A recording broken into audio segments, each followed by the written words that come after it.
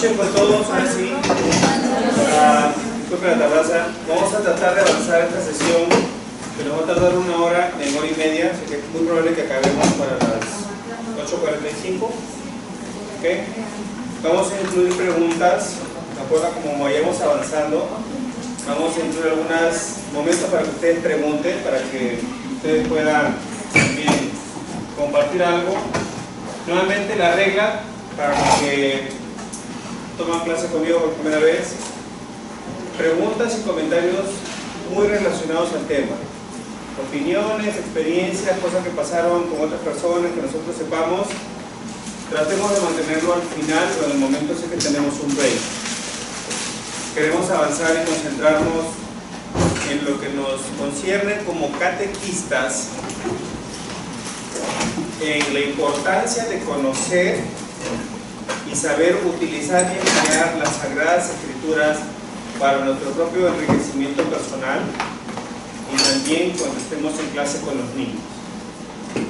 Va a ser muy fácil confundirnos con pasajes de las Sagradas Escrituras que pensamos que conocemos, porque las hemos escuchado muchísimas veces, pero estudiarlas y verlas en detalle nos abre los ojos a detalles que a lo mejor pensábamos que era lo que nosotros siempre hemos creído, que a lo mejor no es así. No es que estemos equivocados, pero puede ser que estemos confundiendo historias. ¿Ok? Ese es el pequeño detalle que vamos a tratar de revisar hoy. Pero esta clase nos invita a nosotros a mirar las Sagradas Escrituras desde cómo aprender a mirarla para mi enriquecimiento personal, primero. Los frutos que se darán en el salón de clase va a ser gracias a lo que nosotros vayamos creciendo y aprendiendo individualmente. Y colectivamente también, como comunidad de catequistas que ustedes son. ¿Ok? Entonces vamos a iniciar la clase. Podemos utilizar la oración que tenemos y cuando llegue el momento de la oración aquí, pues la vamos a pasar porque vamos a hacer nuestra oración. Estén sentados, ¿dónde están? Les recomendaría que estén sentados. Traten de relajarse un momento. Venimos de un día posiblemente agitado, un día lleno de actividades, de noticias, preocupaciones, alegrías. Vamos a ponernos en la presencia del Señor y vamos a pedirle que reciba absolutamente todo lo que llevamos en nuestros corazones. Vamos a pedirle que nos siga acompañando en esta noche, que vamos a conocer más sobre Él, sobre su palabra, y ofrecerle todas las cosas que ha pasado hoy. Vamos a pedirle que nos siga acompañando, que nos siga protegiendo y bendiciendo, y que nos ayude a crecer cada día más en nuestro ministerio de la catequesis, que es simplemente compartir la buena nueva de la salvación que Él nos prometió a nuestros niños y jóvenes.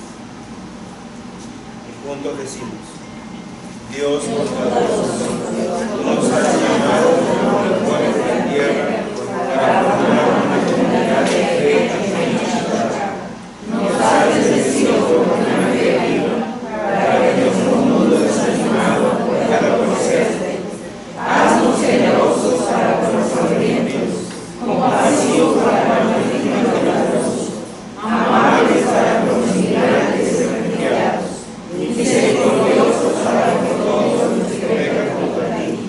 Seamos discípulos verdaderos de mi Hijo, mayordomos fieles de tu gracia y organizadores fortalecidos con los dones del Espíritu Santo, para que nuestras peticiones produzcan mucho fruto, de la gloria de nuestro nombre, por Cristo nuestro Señor. Amén. En el nombre del Padre, del Hijo y del Espíritu Santo. ¿Hay algún catequista que esté empezando y tomando esta clase o la clase para catequistas por primera vez? ¿Está viniendo por primera vez aquí? ¿Tiene algunas caras con otras caras? ¿Esta primera o...? No, en general, que no hayan venido a las clases que se dieron en julio ni en agosto. ¿Primera vez que vienen? ¿O vinieron antes? Sí, ya vinieron antes. ¿Algunas clases? Ok. Entonces todos ya han recibe de alguna forma algún tipo de formación. Usted es la primera vez. Okay. ¿Qué grado enseña? Papás. Ojo, papás. ¿Papás de confirmación o de comunión? De comunión. Ok, bueno. Estas son las 3 sesiones que vamos a... Bueno, la sesión anterior fue el Antiguo Testamento, que hizo para Nicolás. Voy a hacer ahora el Nuevo Testamento y la próxima semana Pedagogía Divina. Con eso acabamos todo lo que es el curso ministerial nivel 1. Después de eso vamos a empezar con las clases de formación teológica. No se asusten por el título. No vamos a ser teólogos. La teología solamente nos ayuda a estudiar y a entender mejor lo que Dios quiere revelar. ¿Okay? La teología es una forma de llegar a tratar de entender lo que sabemos es un misterio. El amor de Dios, su misericordia, va a seguir siendo un misterio para nosotros, porque desde nuestro corazón humano muchas veces no vamos a entender cómo Él pudo perdonar tantas cosas, cómo se pudo sacrificar tanto por nosotros, aún sin conocerlo. Entonces, estas clases de formación teológica se van a concentrar en 4 aspectos fundamentales: escrituras, credo, sacramentos y vida moral. Todas estas clases, recuérdenlo bien, no son para que ustedes enseñen bien lo que están aprendiendo aquí. Es para que ustedes crezcan y a través de su crecimiento sus clases den más frutos. ¿Ok? Entonces, no hay más, esa es la intención de estos cursos, que ustedes crezcan mucho más, el fermento de su fe siga creciendo. Entonces, nuevamente la metodología es, voy a ir pasando la sesión de las páginas, ustedes las van a escuchar y después de algunas páginas vamos a hacer una pequeña pausa y vamos a seguir expandiendo, vamos a explicar un poquito más lo que hemos visto. ¿Ok? ¿Empezamos? Sí. Ok.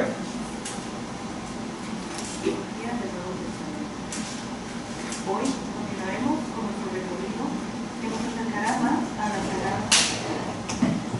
Esto será más fácil si tenemos una visión muy práctica del Nuevo Testamento. Nosotros ya estamos familiarizados con el Nuevo Testamento, porque en la misa dominical escuchamos la proclamación del Evangelio.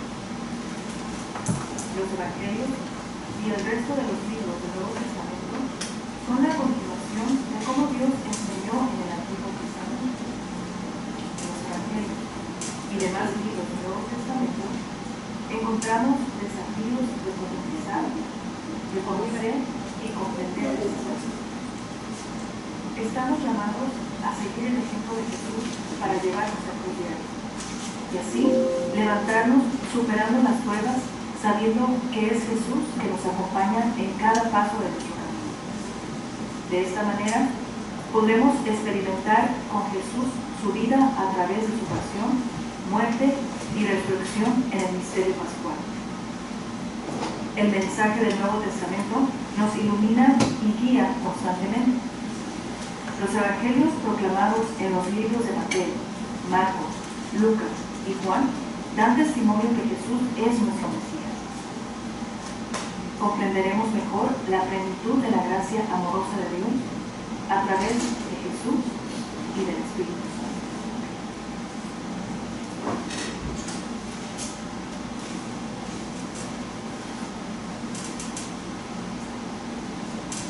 Al final de esta sesión, usted podrá tener un mejor conocimiento del contexto de los libros del Nuevo Testamento y conocer con mayor detalle el contexto y la estructura de los evangelios. Ok, aquí hago algo breve.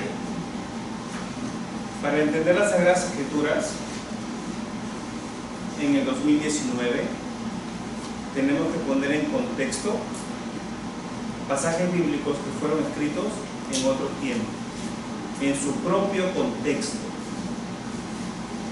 Y para poder aplicarlo en estos tiempos, tenemos que hacer algo que llamamos actualizar. Tenemos que actualizar el mensaje. No lo vamos a cambiar, Simplemente vamos a tratar de aplicarlo a nuestro contexto, manteniendo la esencia del mensaje. Amar al prójimo significa exactamente lo mismo hace 2000 años como lo significa ahora. Pero en su contexto tendríamos que aprender a quién le llamaban prójimo.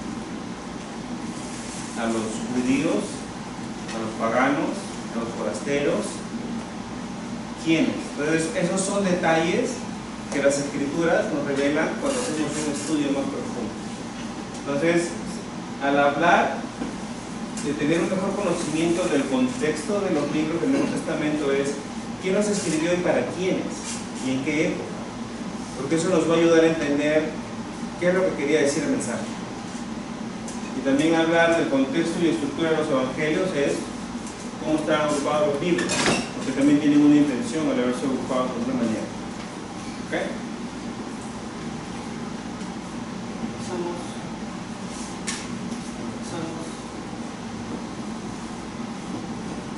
Vamos a mirar brevemente.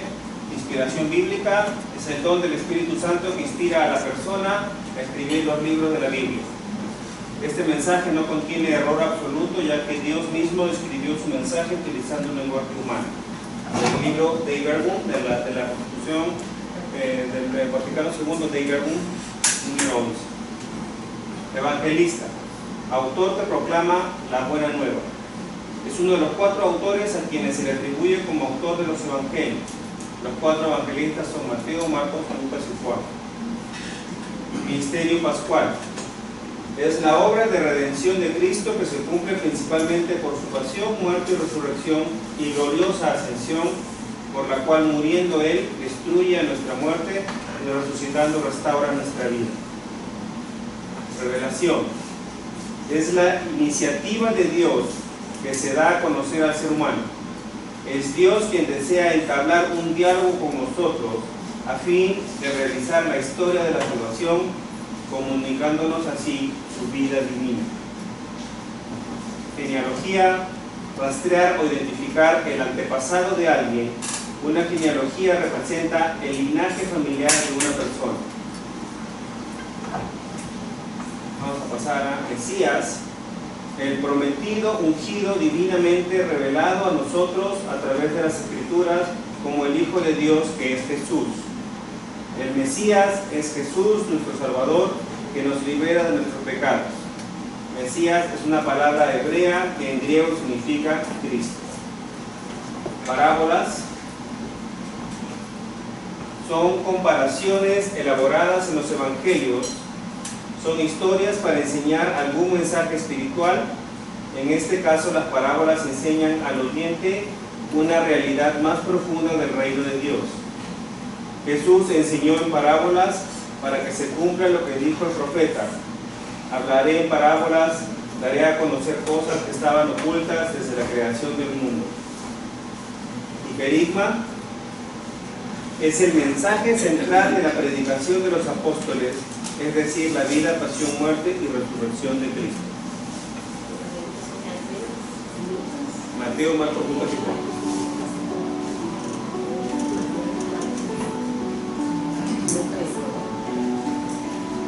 Empecemos con una breve reseña del Antiguo Testamento en relación con el Nuevo Testamento. Cuando abrimos el primer libro de la Biblia, nos damos cuenta que la Biblia nos ubica en el jardín del Edén, o el paraíso con la creación.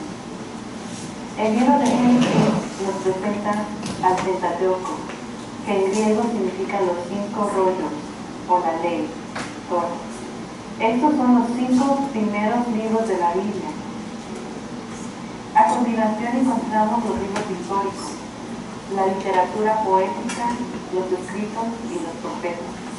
Tenemos un total de 46 libros en el Antiguo Testamento.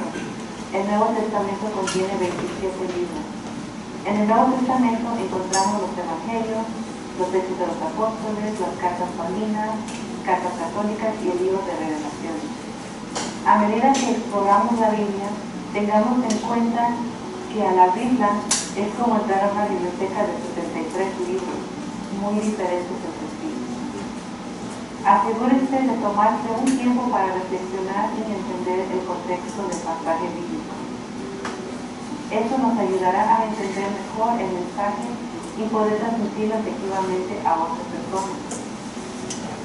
Tenga en cuenta el tiempo y los objetivos de las lecciones cuando incluya enseñanzas de la Biblia. Considere y adapte los materiales y libros apropiados para la edad de la audiencia a quienes se vayan a asistir.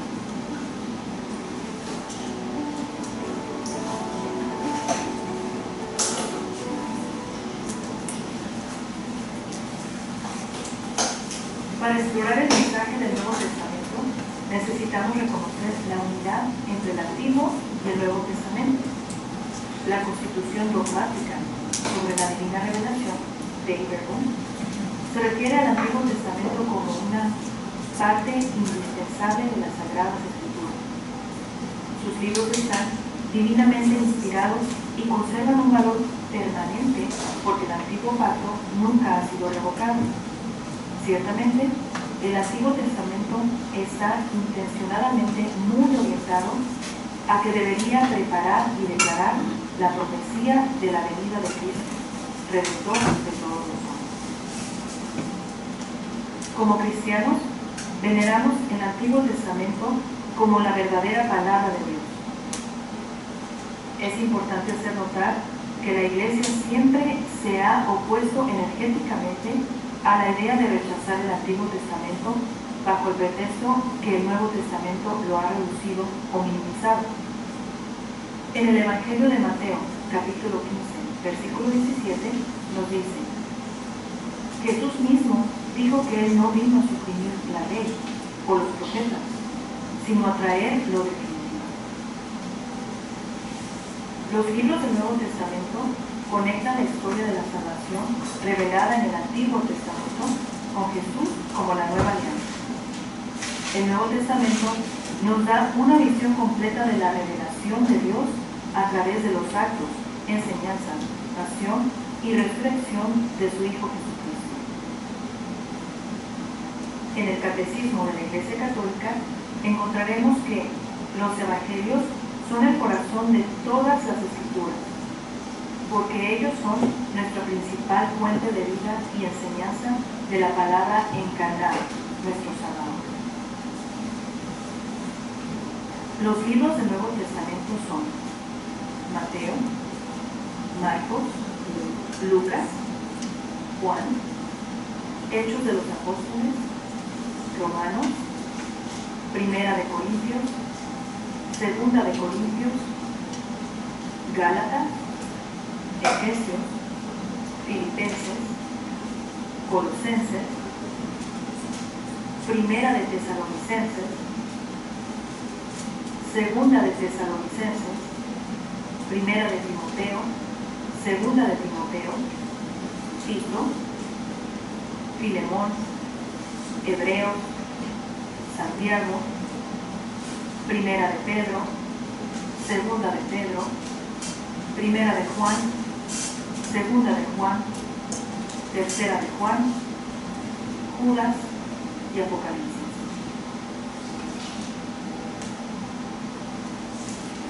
Ok, una pequeña pausa aquí para explicarles algo. La mayoría de ustedes creo que tiene una Biblia como esta, ¿verdad? Si no la tienen, no hay problema. Puede ser que tengan otro tipo de Biblia, solamente asegúrense de que tenga los libros que nosotros incluimos en la Biblia católica. Okay, tienen que ser 72 o 73 libros, dependiendo como unos libros de Salmo. Necesitamos empezar a mirar nuestra Biblia con otros ojos, con ojos más curiosos.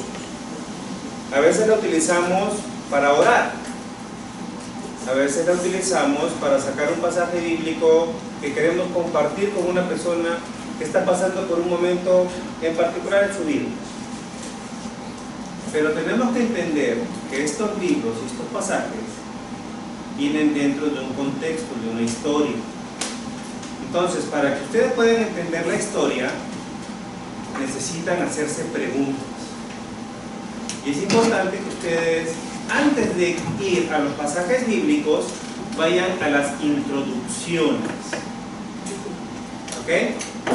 Todos los libros que están en su Biblia tienen, antes de empezar el número 1, en la página anterior dice carta a los romanos, por ejemplo, y habla de a quién fue dirigida, cuál fue la intención de esta carta. Lean, empiecen a leer estas introducciones en sus Biblias. Les va a dar muchísima información que cuando lean los pasajes de la Biblia de ese libro, de esa carta, se van a dar cuenta que hay detalles que a lo mejor no estamos prestando atención.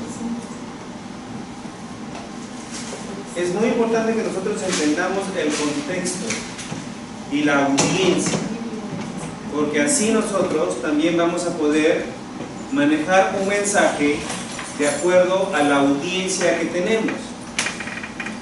Nosotros adultos normalmente vamos a hablar con otros adultos. Posiblemente utilicemos un lenguaje de adultos con esas personas con quienes hablamos en casa. En nuestro ministerio, algunos de ustedes van a trabajar con niños muy pequeños.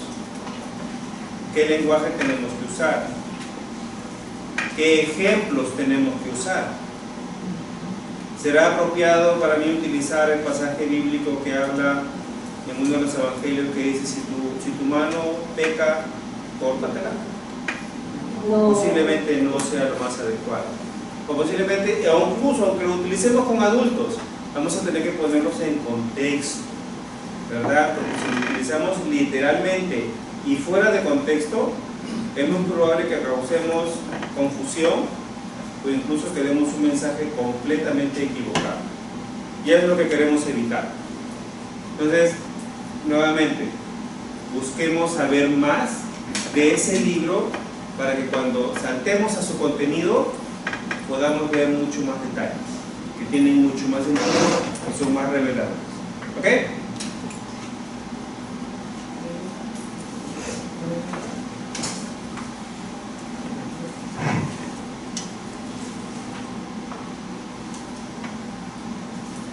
Iniciemos nuestro estudio del Nuevo Testamento enfocándonos en los evangelios. ¿Alguna vez te has preguntado cómo se formaron los evangelios? El camino es verdaderamente inspirador. El Catecismo de la Iglesia Católica nos enseña que tenemos que distinguir 3 etapas de la formación de los evangelios. La primera, la vida y enseñanzas de Jesús. La segunda, la tradición oral. Y la tercera, los evangelios escritos. La primera, la vida y enseñanzas de Jesús. La Iglesia mantiene firmemente que los 4 evangelios muestran fielmente lo que Jesús, el Hijo de Dios, realmente hizo y enseñó por nuestra salvación. La Iglesia profesa que Jesús no es simplemente un profeta, sino Dios quien tomó nuestra condición humana. Sin embargo, los evangelios no nos dicen detalles de la vida de Jesús, sino solamente muestran los acontecimientos más importantes de su vida, que son dados a nosotros para nuestro beneficio espiritual. Segunda, la tradición oral. Después de la ascensión del Señor, los apóstoles entregaron a sus seguidores lo que Jesús había dicho y hecho, pero con un mejor conocimiento del misterio, porque ellos habían sido testigos de todo esto.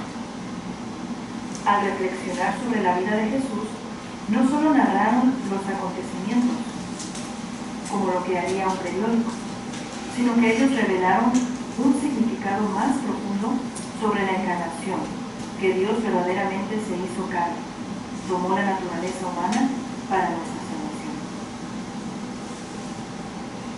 Tercera, los evangelios escritos. Los autores sagrados escribieron los 4 evangelios escogiendo algunas cosas de las muchas que ya se transmitían de palabra o por escrito, sintetizando otras, o explicándolas atendiendo a la situación de la Iglesia, conservando por fin la forma de proclamación, de manera que siempre nos comunicaban la verdad sincera acerca de Jesús.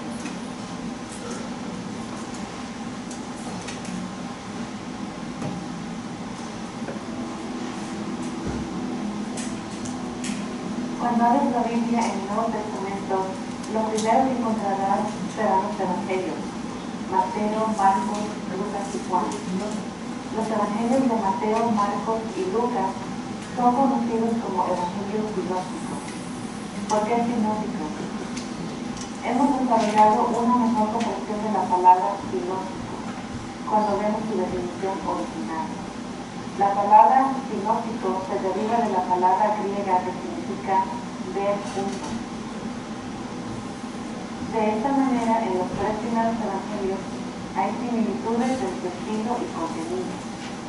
El ministerio de Jesús, incluyendo las narraciones de la pasión, muerte y resurrección, están en los evangelios sinópticos.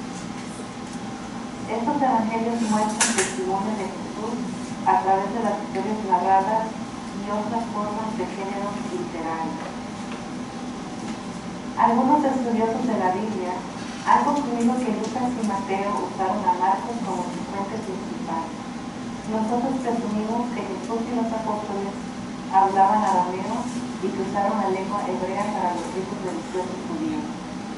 Sin embargo, los evangelios fueron escritos en lengua griega común o simplemente coinés.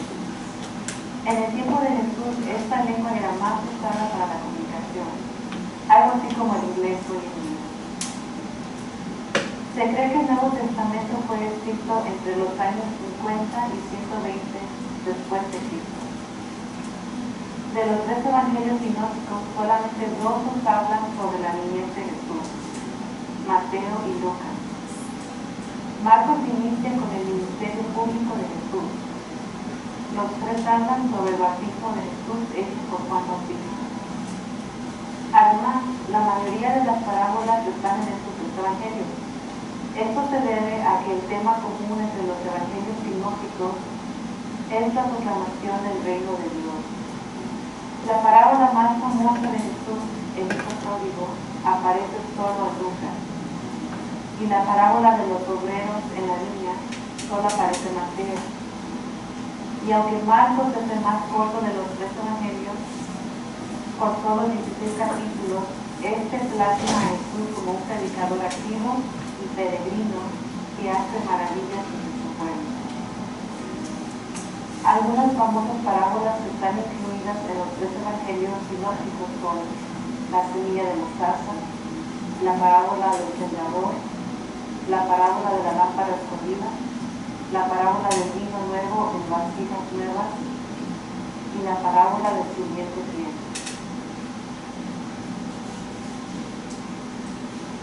Ok, recapitulando la página anterior y esta. Los evangelios que narran el ministerio público de Jesús, así como su pasión, muerte y resurrección, su ascensión, no son escritos mientras Jesús está vivo. ¿Okay? Ninguno de ellos fue escrito lo más cercano, 60 o 70 años después de que Jesús resucitó. ¿Okay? 60 o 70 años después. Imagínense, yo no me acuerdo lo que pasó hace 3 años. No me acuerdo las noticias. Imagínense. El impacto de la vida y ministerio de Jesús en una comunidad de rituales judías. Una comunidad donde Jesús hizo cosas que fueron de alguna forma un reto para la comunidad judía. Y de esa predicación y de esa actividad pública surgen nuevas comunidades que forman parte de estas nuevas iglesias formadas por los apóstoles. No solamente judíos, sino personas que no practicaban los ritos judíos. Por eso que los evangelios van a tener mucho énfasis en un lenguaje que algunas veces va a presumir de que todos los que leen o escuchan el evangelio saben de los ritos de purificación, por ejemplo. Entonces se asume que el evangelio que habla que no respetaban los ritos de purificación significa que la audiencia sabía cuáles eran los ritos de purificación. Los paganos no, porque no la practicaban. Entonces ese evangelio no fue predicado para los paganos, para los no judíos. ¿Ok? Entonces, después de la vida y las enseñanzas de Jesús, viene la etapa de la tradición oral, donde las personas empiezan, después de Pentecostés, salen a hablar de Jesús, lo que Jesús hizo. Y muchos años después, en la tercera etapa, es donde se empiezan a escribir.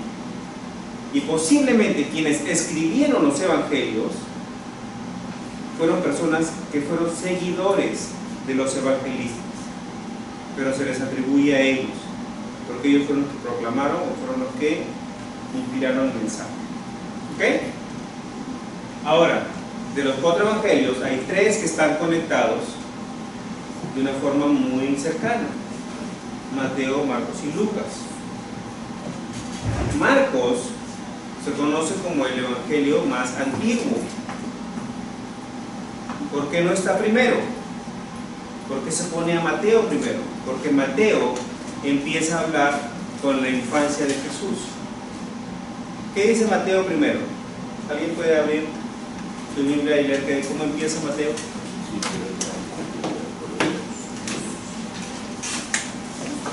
Acá hay tarea. Mateo. Primero. A ver. Hijo de la renovación de Jesucristo, hijo de David, hijo de Abraham. Abraham engendrado a Isaac engendrado a Jacob, engendrado a Judá y sus hermanos. Judá sacerdote de Jacob. ¿Por qué empiezan con Mateo? Por el linaje que están relatando de dónde viene. Necesitan saber, la audiencia en general necesita saber de que Jesús proviene de los judíos. Y no solamente que proviene de los judíos, sino proviene del linaje de David. Y algo que se dijo hace un momento: el Nuevo Testamento descansa en las enseñanzas del Antiguo Testamento. En el Antiguo Testamento, Dios le promete a David que siempre va a haber una persona de su descendencia en el trono, un descendiente, una realeza que viene desde David. Es una promesa que Dios hace. Pero ya sabemos, en el Antiguo Testamento los judíos son expulsados 2 veces, sus templos son destruidos y ya no hay más reinado de los judíos. Son otras culturas las que los absorben, llegando hasta los romanos en la época de Jesús. Entonces no hay un rey del trono de David, pero esta genealogía de Jesús, conectándolo con David, inspira la promesa de que a lo mejor un rey político, como en la época de David, va a ser instaurado nuevamente. Es esa la idea que algunos judíos tienen, y que muchos judíos se sienten defraudados de que Jesús murió, pensando en ese rey político que iba a surgir, que iba a derrocar, iba a expulsar a los romanos. Pero no era ese tipo de reinado que los evangelios hablan. ¿Okay? Es importante poner ese contexto porque la genealogía también tiene una orientación en ese aspecto. Viene del linaje de David, pero para proclamar otro tipo de rey. Ahora, Marcos es el más breve, solamente tiene 16 capítulos. Y dicen que Marco fue la fuente que inspiró en cuestión de contenido a Mateo y a Lucas. Marcos muestra a Jesús como un peregrino. Jesús, no sé en qué momento se sienta Jesús en el Evangelio de Marcos, porque todo el tiempo está caminando, dirigiéndose de un lugar a otro. Y en ese caminar, en ese peregrinar, en su ministerio, es que Jesús proclama 3 veces su pasión y muerte. Y sus discípulos reaccionan de 3 formas diferentes y un poco decepcionantes para Jesús. porque no entienden lo que Jesús está queriendo decir. ¿Okay? Entonces, sobre todo en el primer anuncio de la muerte de Jesús en Mateo, si no me equivoco, Marcos 13, perdón, Pedro le dice, Jesús le pregunta, ¿quién dicen que soy? ¿Y quién dice la gente que soy? Después dice, ¿quién dicen ustedes que soy? Y Pedro le dice, tú eres el Mesías. Búsquenlo en Lucas. En Lucas también está ese pasaje, pero es mucho más largo. ¿Juan qué? En Lucas. ¿Y Juan? Juan viene después. Juan no está dentro de los sinópticos. Estamos hablando ahorita solamente de los sinópticos. ¿Okay? Juan utiliza un lenguaje y presenta a Jesús de otra manera diferente. Juan es muy simbólico. Entonces Juan no está en los sinópticos. No, es solamente Mateo, Marcos y Lucas. ¿Okay? Ahora, otro punto para que nosotros entendamos la diferencia que a veces nos confunde. En nuestro nacimiento, ¿qué personajes encontramos?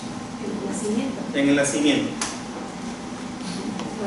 María, José, el niño Jesús, los pastores, los reyes magos, las ovejas, los ángeles, la estrella, los pastores, el pesebre.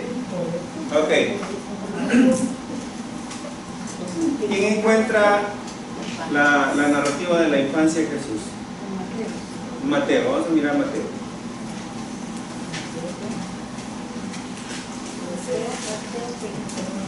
Está al inicio, está en el principio, tiene que estar en los capítulos 1 o 2.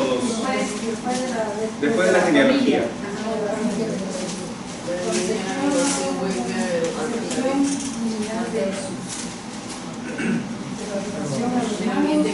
¿Lo encontró? Tiene capítulo 2, ¿verdad? A ver, ¿puede leerlo? Jesús había nacido en Belén, de Judá, durante el reinado de Herodes. Unos magos que venían de Oriente llegaron a Jerusalén, preguntando dónde está el rey de los judíos, recién nacido, porque hemos visto su estrella en el Oriente y venimos a adorarlo. Herodes y toda Jerusalén quedaron muy alborotados al oír esto. Reunió de inmediato a los sumos sacerdotes y a los que enseñaban a leer el pueblo y les hizo precisar dónde tenían que nacer el Mesías. Ellos le contestaron, en Belén de Judá, pues así lo escribió el profeta. Y tú, Belén, tierra de Judá, no eres un absoluto la más pequeña de los pueblos de Judá, porque de ti saldrá un jefe, el que apacentará a mi pueblo Israel. Entonces Herodes llamó en privado a los magos y les hizo precisar la fecha en que se les había aparecido la estrella. Después los envió a Belén y les dijo, vayan y averigüen bien todo lo que se refiere a ese niño y apenas lo encuentren, avísenme porque yo también iré a recibirlo. Después de esta entrevista con el rey, los magos se pusieron en camino y fíjense, la estrella que había visto en el oriente iba delante de ellos hasta que se detuvo sobre el lugar donde estaba el niño. Qué alegría más grande había visto otra vez. Al entrar a la casa vieron un niño con María, su madre, se arrodillaron y le adoraron. Abrieron después sus cofres y le ofrecieron sus regalos de oro, incienso y mirra. Luego les avisó en un sueño que se vivieran donde Herodes. Así que regresaron a su país por otro camino. Ok. Pregunta, ¿hay pastores? ¿En esa narración? ¿Hay ovejas? ¿Dónde dice que estaba María?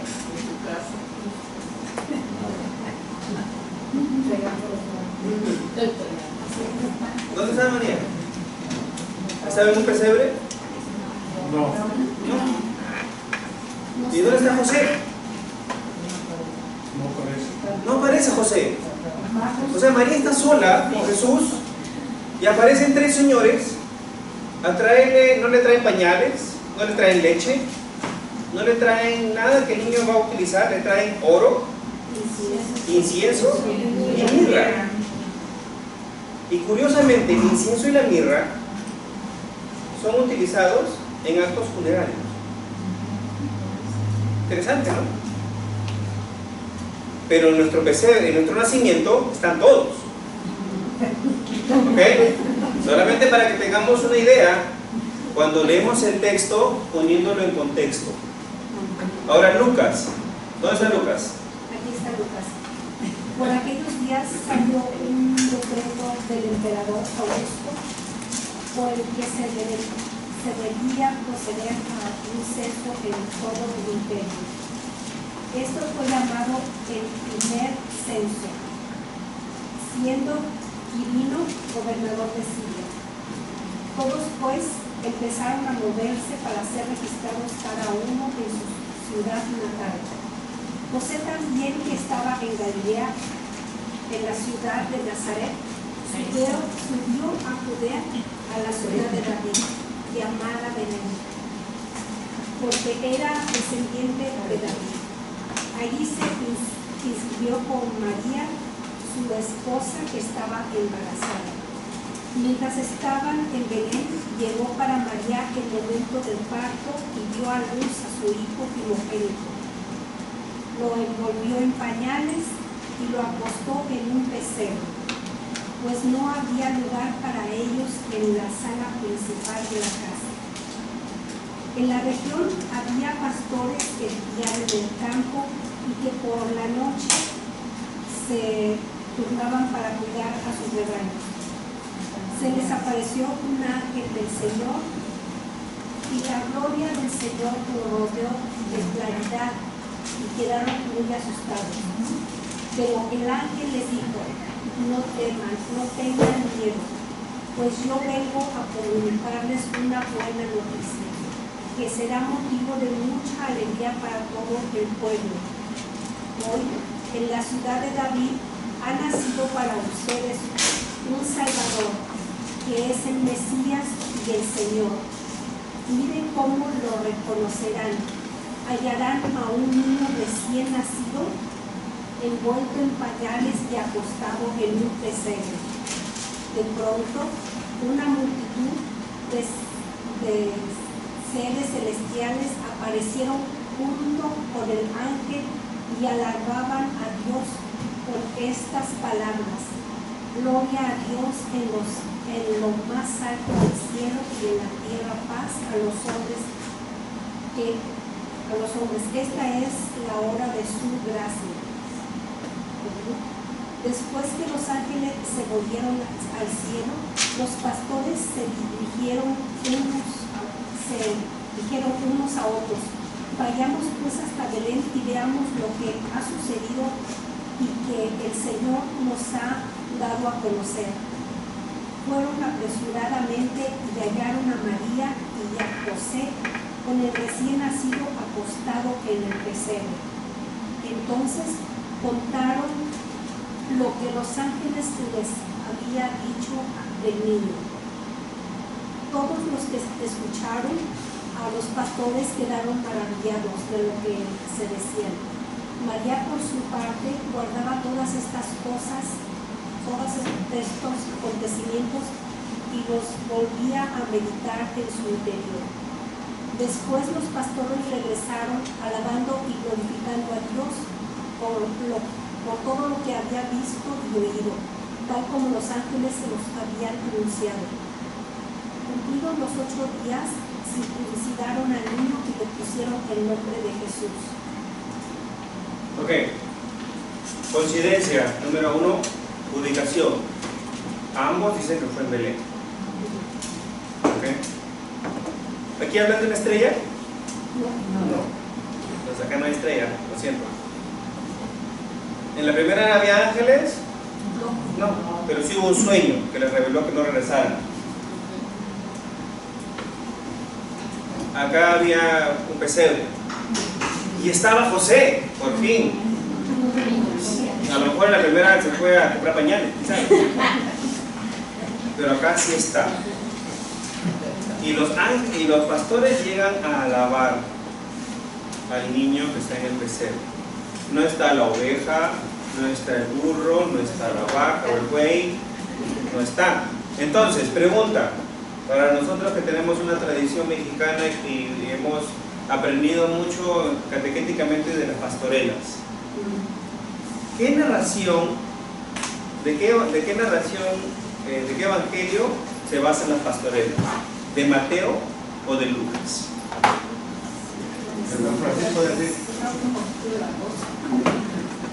Primordialmente de Lucas, porque los principales personajes de las pastorelas son los pastores. ¿Ok? No hay reyes ni hombres sabios. Es más, ni siquiera sabemos sus nombres. No sabemos de dónde son. Entonces, cuando vayamos con los niños, es necesario que les demos estos detalles para que vayan a sus casas y les digan: papá, el nacimiento está mal. No. ¿Ok? Es parte de la tradición, pero en estos momentos nos acabamos de dar cuenta de que la narración del nacimiento de Jesús tiene contextos diferentes. No les quiero arruinar su Navidad, por favor, pónganlo como estaba su nacimiento, no quiten nada. ¿Ok?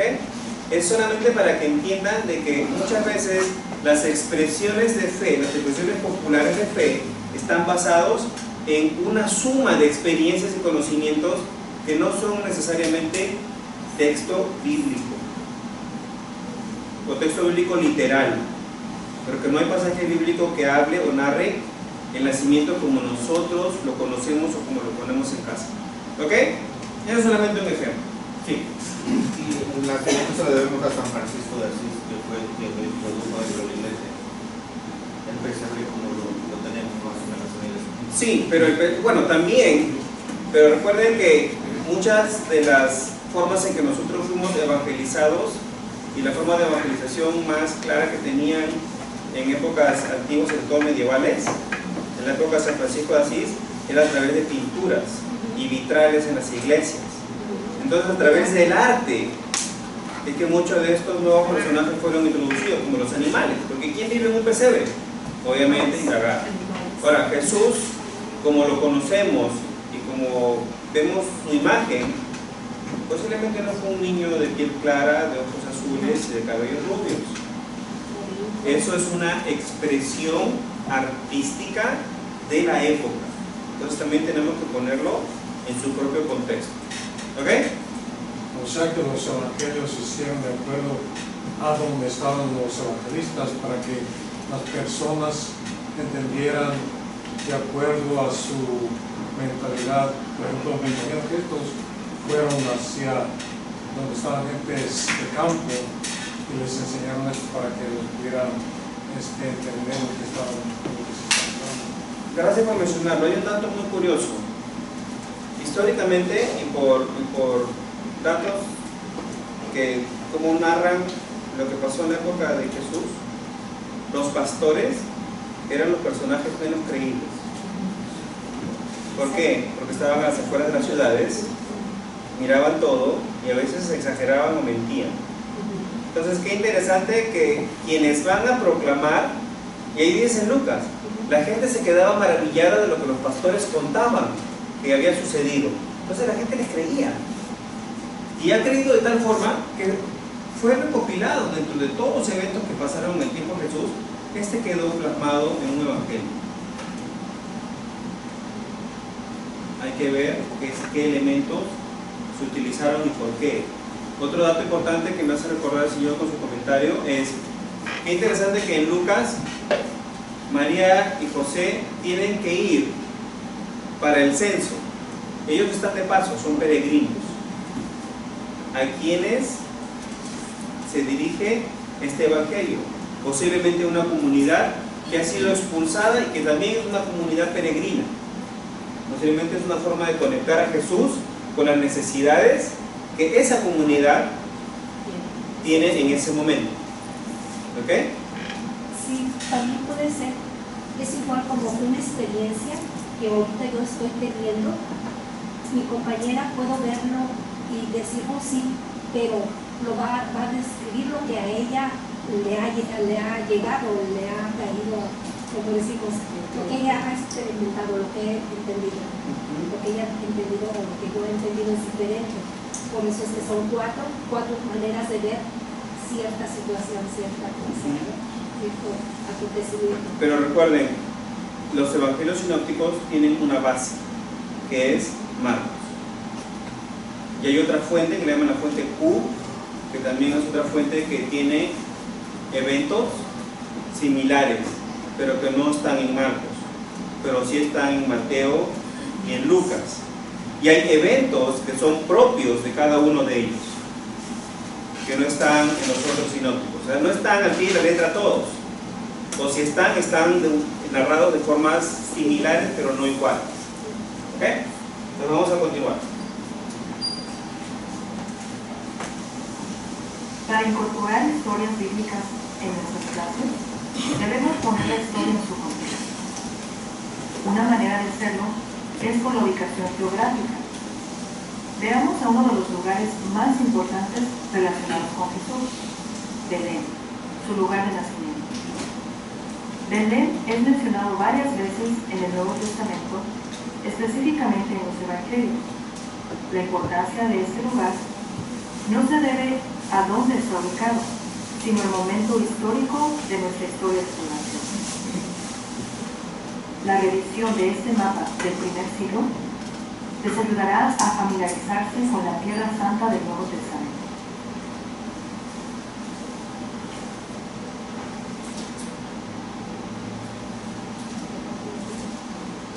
No, solamente quiero hacerles hincapié de que es muy probable que todos en sus Biblias tengan mapas. ¿Ok? Revisen los mapas que tienen en sus Biblias, si es que tienen mapas. Si no, en internet también pueden buscar Tierra Santa en el siglo I, van a aparecer casi más. ¿Ok? Y aquí muy pequeñito, ¿dónde está Belén? Belén está por aquí, muy pequeñito. ¿Ok? Es un lugar, es una ciudad muy pequeña.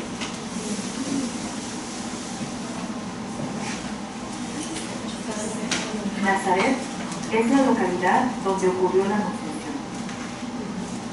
María era una jovencita quien estaba prometida en matrimonio con José. En la Anunciación, María acepta la voluntad de Dios y se hace partícipe de la encarnación de nuestro Salvador Jesucristo. Aunque ella fue contra las normas culturales de ese tiempo, poniendo su persona en peligro, su fe y humildad le permitieron vencer su miedo y aceptó ser la madre de Dios. En el momento de la encarnación, Nazaret era una pequeña aldea en la parte norte de Palestina. En ese tiempo, Nazaret no tenía más de 30 hogares. Los pobladores de Nazaret vivían en pueblos. La casa de la Virgen María fue parcialmente una cueva, que aún se conserva en la cripta de la Basílica de la Anunciación. Jesús creció en Nazaret. Es allí donde sus padres lo enseñaron a orar y a trabajar.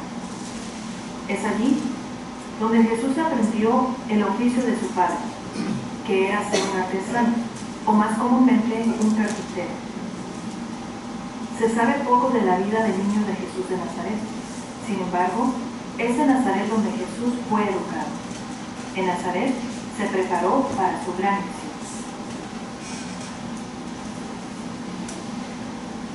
Todo es la respuesta.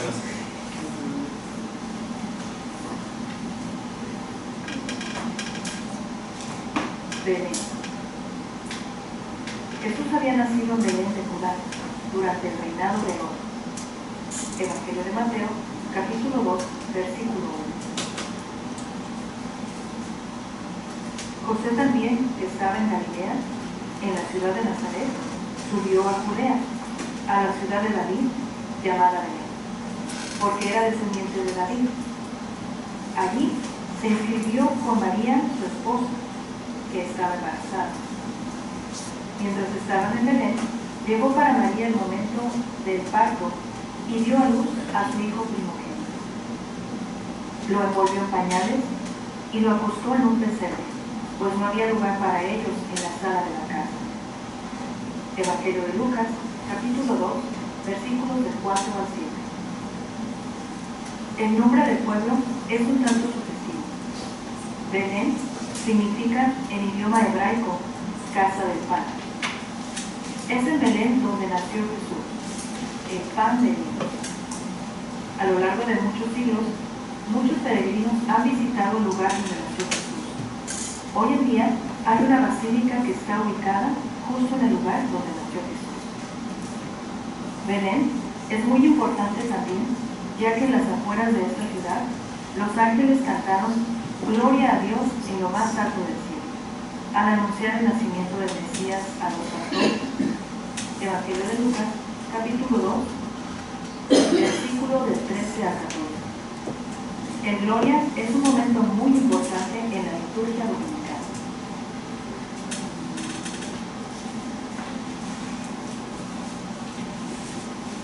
Jerusalén. Desde tiempos muy antiguos, Jerusalén fue la ciudad más importante para el pueblo judío. El templo santo de Jerusalén, que fue construido por el rey David, era el punto central para el culto judío. Desde muy joven, Jesús iba a Jerusalén, pues era la costumbre judía para la peregrinación anual.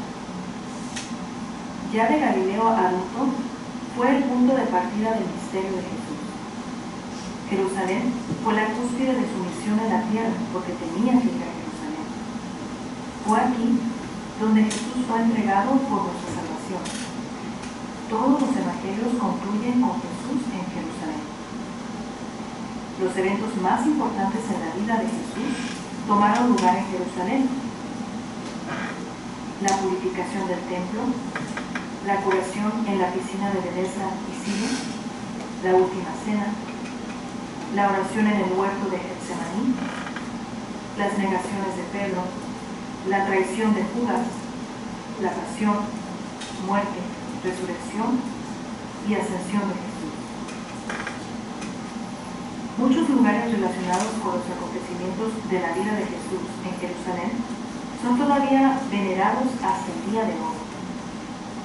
En Jerusalén está ubicado el santuario más importante para los cristianos, que es la iglesia del Santo Sepulcro, que fue construido sobre el Gólgota o el Calvario, el lugar donde Jesús murió y resucitó.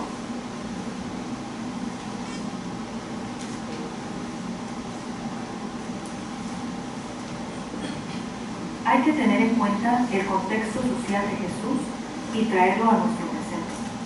Y así podremos tener una idea de cuáles fueron las diferencias entre nuestro tiempo y el tiempo de Jesús. Hay que tener en cuenta el idioma que hablaron, las diferentes culturas, los diferentes grupos étnicos, el estilo de vida, etc. Si tomamos en cuenta todo aquello, veremos muchas similitudes entre este pueblo antiguo y el nuestro.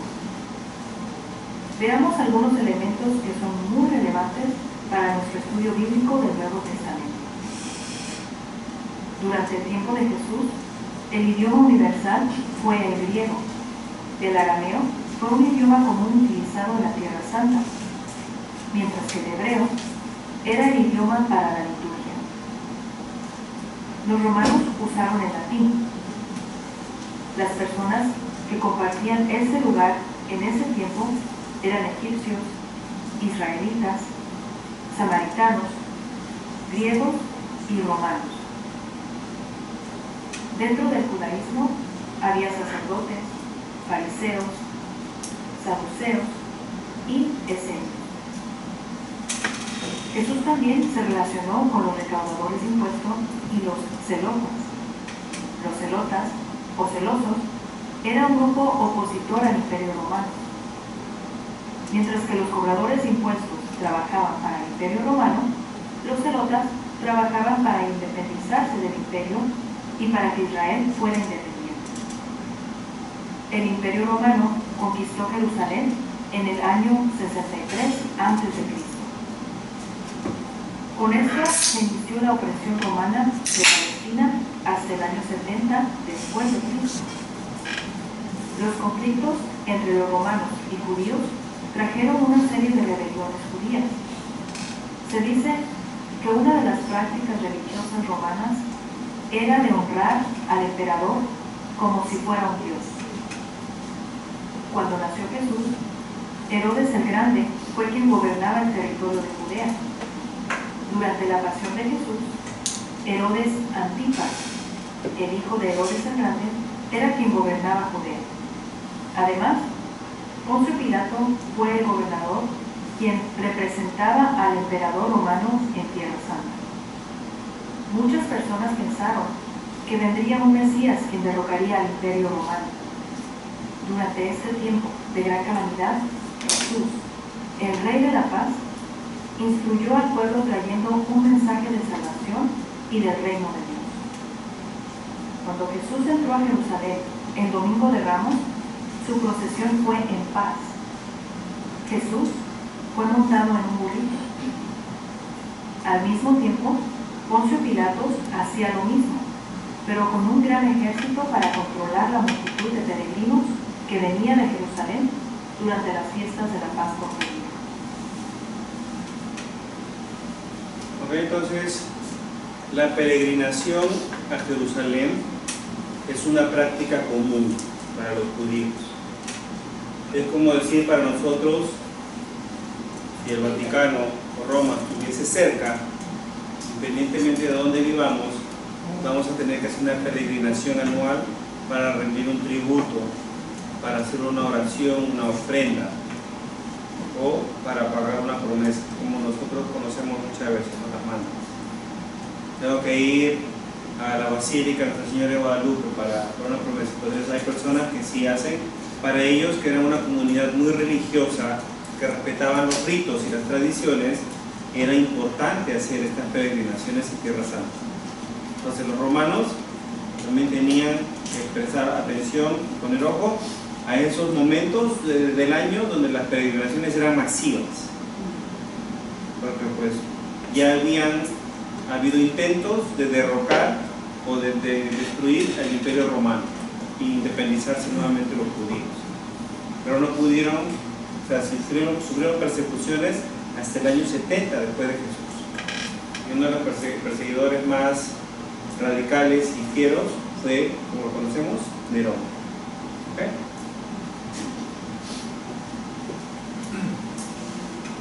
Jesús hizo muchas cosas durante su tiempo en la tierra.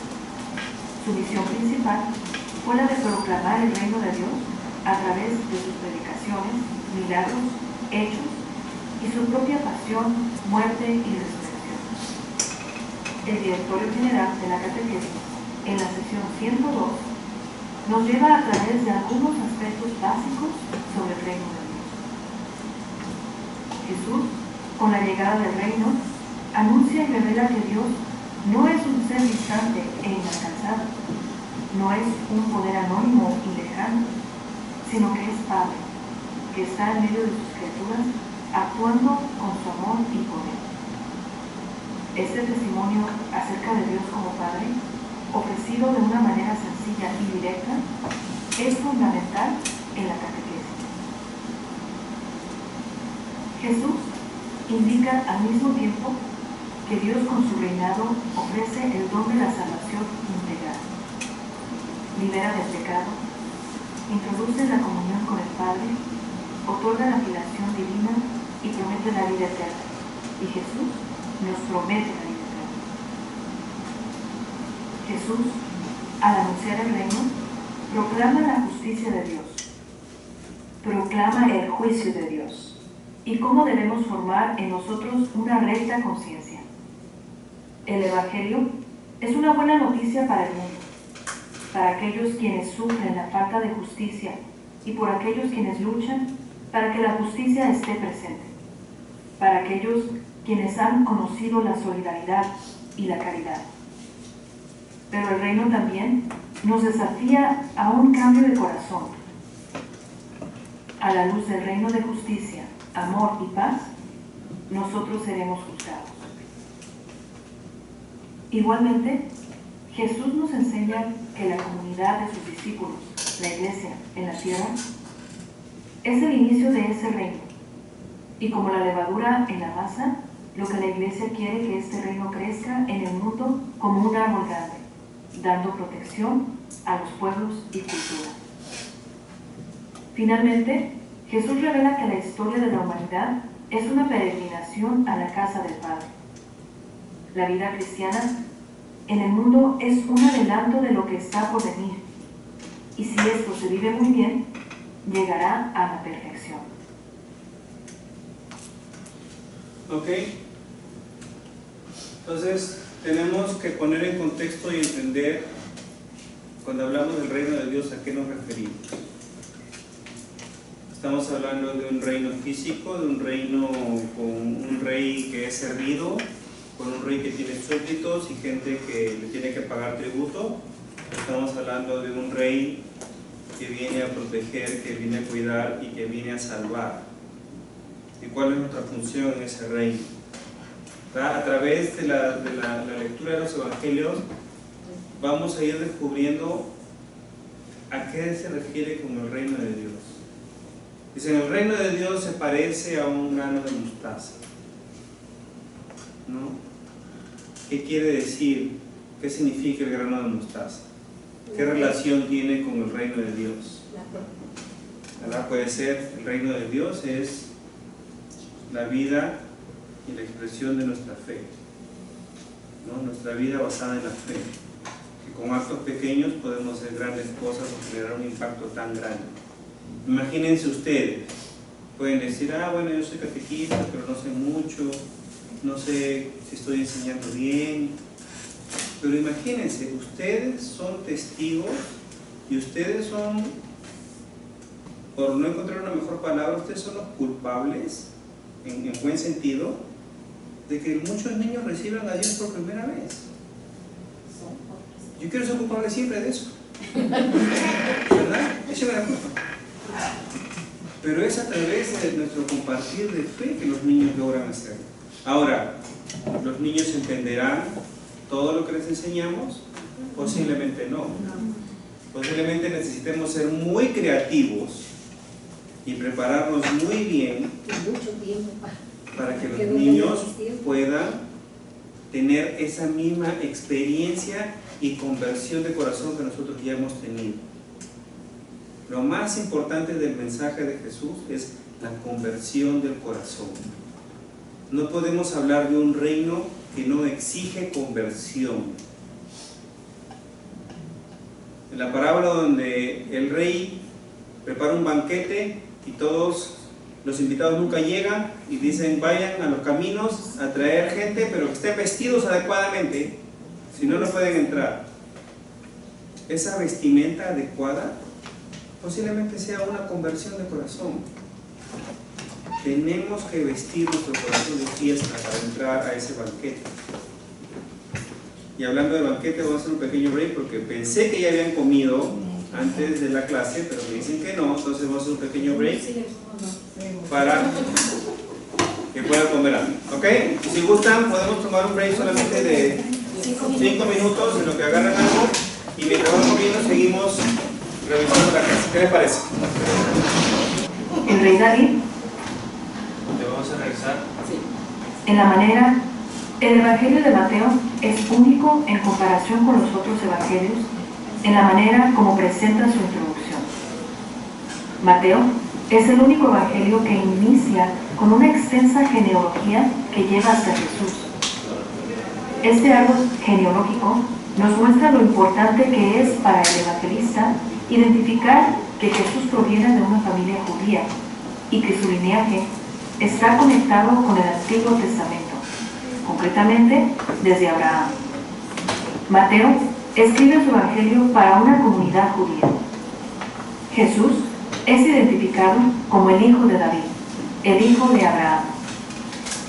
El rey David aparece en el linaje de Jesús para explicar que de él desciende Jesús. El rey David fue ungido como el rey de Israel, y de una manera más profunda, Jesús también es el ungido para salvarnos como nuestro Mesías. El patriarca Abraham, a quien Dios puso a prueba y luego lo bendijo, es el padre de todas las naciones. La historia de Abraham, específicamente donde Dios lo puso a prueba, se encuentra en el libro del Génesis, en el capítulo 22. Dios bendice a Abraham y hace lo mismo con la comunidad cristiana, que con Cristo son bendecidos. La audiencia judeocristiana de Mateo se preguntó: ¿cómo podemos vivir como cristianos y permanecer fieles a nuestras raíces judías? El Evangelio de Mateo busca resolver este desafío al enfatizar el judaísmo de Jesús. Siguiendo la genealogía, Mateo se dirige constantemente a la audiencia judeocristiana para que estos se familiaricen con la genealogía de Jesús. En el Evangelio de Mateo, José tiene la responsabilidad de poner el nombre a Jesús. Era muy común en las familias judías del primer siglo ponerle el nombre a su hijo. En el Evangelio de Mateo, claramente Jesús es presentado como el cumplimiento de la profecía del Antiguo Testamento. Jesús es el cumplimiento de la historia de la salvación. Regocijémonos porque ella espera un hijo y tú le pondrás el nombre Jesús, porque él salvará a su pueblo de sus pecados.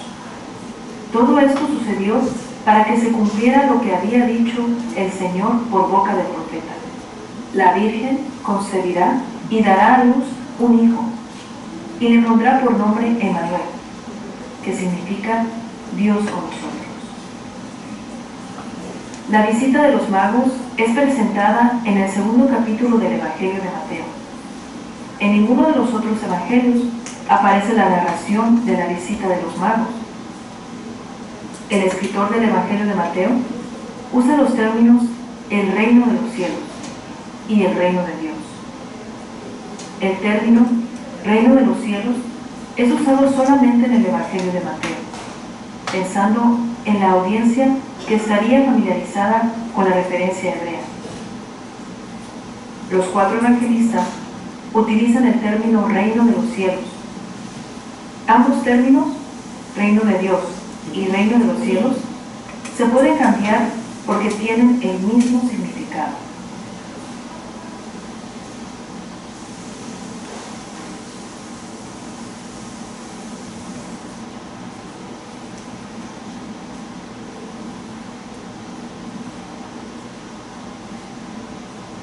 En el Evangelio de Mateo, Jesús enseña a través de discursos. En este Evangelio hay 5 discursos y aquí las maravillas y asombro de cuánta sabiduría poseía Jesús en sus enseñanzas. Este evangelista nos muestra a Jesús como un gran maestro. En el capítulo 5, Jesús sube a la montaña para enseñar, así como también lo hizo Moisés cuando él recibió las tablas de la ley en el monte Sinaí. Jesús se convierte en el nuevo Moisés cuando hace su discurso de las bienaventuranzas en el monte. En el Evangelio de Mateo se incluye el famoso discurso de las bienaventuranzas y la regla de oro de todo lo que ustedes desearían de los demás, háganlo con ellos. Aquí Jesús nos enseña cómo orar el Padre Nuestro. Todo el Evangelio de Mateo es un evangelio de enseñanzas. Estas enseñanzas son presentadas con los temas de la verdadera felicidad: ley, ira, adulterio, divorcio, venganza, amor por los enemigos, caridad, oración, ayuno, riquezas en el cielo. Jesús hace muchas curaciones en el Evangelio de Mateo. Estas curaciones son milagros que traen el reino de Dios directamente a las personas. ¿Qué mejor manera de mostrar amor y compasión? El Evangelio de Mateo es muy rico en parábolas. Las parábolas son enseñanzas que revelan el reino de Dios. En el capítulo 13, Mateo presenta muchas parábolas. Al igual de que los rabinos o maestros de su tiempo, Jesús fue muy práctico. Jesús no enseñó ideas filosóficas, sino que reveló verdades divinas en un lenguaje que todos pudieran entender. Él usó imágenes de la vida cotidiana que todos pudieran entender. Por ejemplo, el sembrador salió a sembrar, en Mateo capítulo 13, versículo del 1 al 9. Esta es una imagen de la agricultura que todos podemos reconocer fácilmente. Jesús usó la imagen de la semilla del grano de mostaza para explicar cómo grandes cosas se pueden realizar con poca fe. En Mateo capítulo 13, versículo del 31 al 32. Y por supuesto, Jesús tenía que utilizar la imagen de la red para pescar, para explicar que al final de los tiempos, los buenos serán separados de aquellos que practican el mal, así como lo hacen los pescadores en el mar de Galilea, donde separan los buenos pescados de los malos después de una jornada de pesca. Mateo capítulo 13, versículo del 47 al 50. Es muy dicho que las enseñanzas de un buen maestro quedan en la mente del estudiante por muchos años por venir. No hay duda de que la parábola de la oveja perdida es una obra maestra de las Escrituras. Mateo capítulo 18, versículo del 10 al 14. Las lecciones extraídas de esta parábola están frescas en la memoria de los creyentes y los no creyentes, inclusive 2000 años después. Jesús no solamente transmitió conceptos, sino que además transmitió profundas verdades espirituales con mucha técnica y arte. Esto es algo que los catequistas saben hacer muy bien.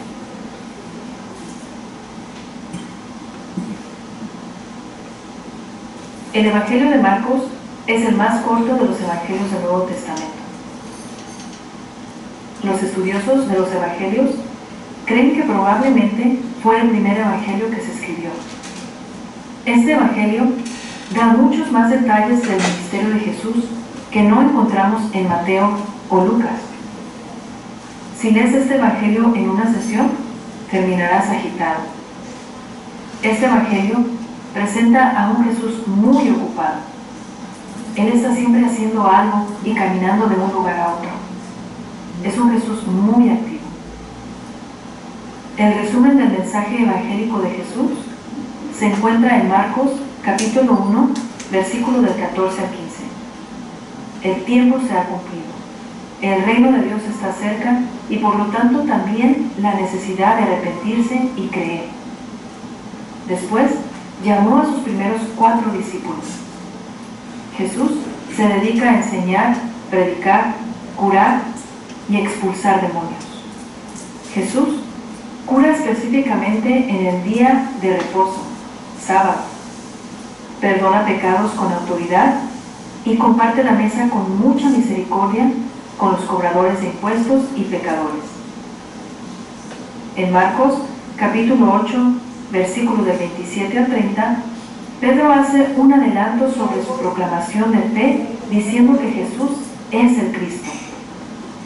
La palabra griega Cristo es el equivalente a decir Mesías en hebreo, que significa ungido. En el antiguo Israel, los reyes eran ungidos como parte del ritual de la coronación. Sin embargo, la coronación de Jesús es lo que llevó a su pasión.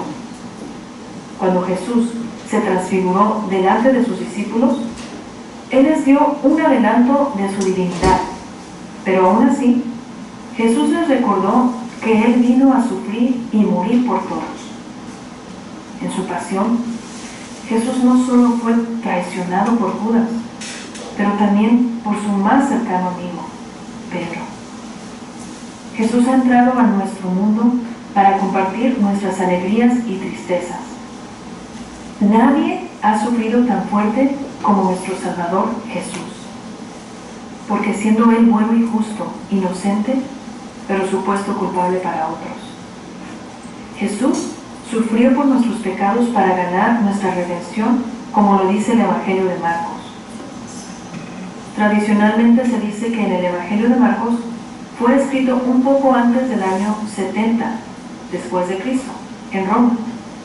Este era un momento donde los cristianos eran perseguidos y cuando la destrucción de Jerusalén estaba muy cerca. El Evangelio de Marcos fue escrito para los cristianos no judíos. Entonces podemos deducir que estos convertidos al cristianismo no conocían las costumbres judías.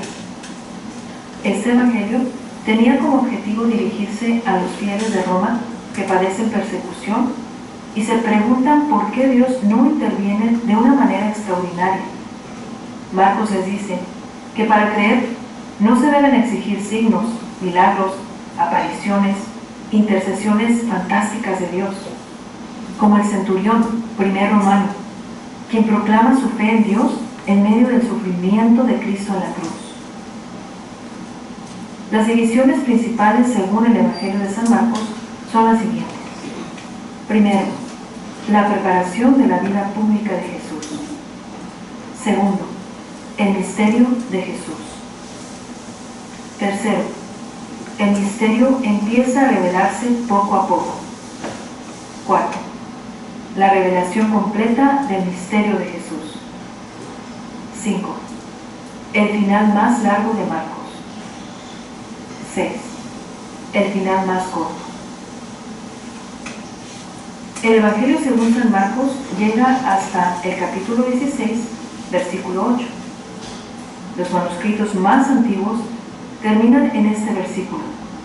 Los versículos que siguen, capítulo 16, del 9 al 20, se encuentran solo en algunos manuscritos y traen un resumen de lo que dicen los otros evangelios sobre las apariciones del Señor resucitado.